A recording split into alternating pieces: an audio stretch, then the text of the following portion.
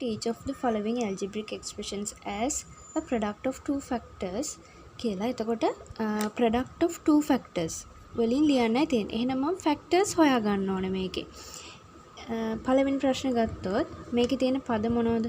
5xy තියෙනවා 10y තියෙනවා. දැන් මම මේකේ factors හොයන්නයි තියෙන්නේ.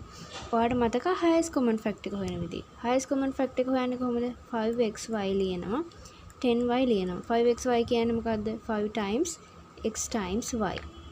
10y කියන්නේ මොකද්ද? 5 times 2 times y. දැන් මේ දෙන්නට common මොනවද කියලා බලනවා.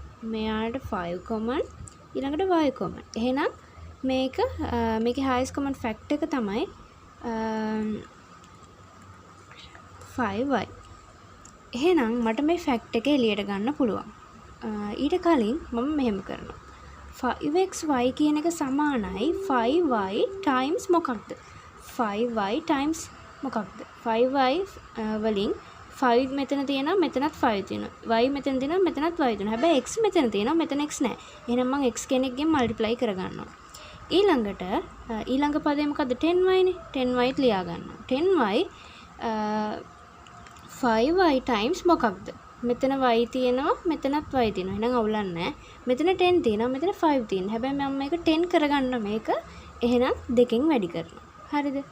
දැන් ඔන්න ඔක්කොම හරි. දැන් මට මේකේ 5xy minus 10y කියන එක මට වෙනස් විදිහක ලියා ගන්න පුළුවන්. මම 5xy වෙනුවට 5y times x දා ගන්නවා. 5y times x minus 10y වෙනුවට දා ගන්නවා 5y times 2 කියන එක. ඔන්න මේ දෙන්නම ලියා ගත්තා. දැන් මට highest common factor එක එළියට ගන්න පුළුවන්. මෙයා දෙන්නටම පොදුයි නේ. එතකොට මම යාව එළියට ගන්නවා. 5y එළියට ගත්තා. දැන් ඉතුරු කවුද? x ඉතුරුයි මෙතනින්. ඊළඟට minus ඊළඟට මෙයාගෙන් 5y එළියට ගත්තාම 2 ඉතුරුයි. දැන් මගෙන් ඇහුවේ write each of the following algebraic expressions as product of two factors. දැන් මේ fact එකක් මේ fact එකක්. එතකොට product of two factors. factors දෙකක ගුණිතයක් විදිහට මම ලියුවා. එතකොට මේක තමයි උත්තරේ වෙන්නේ.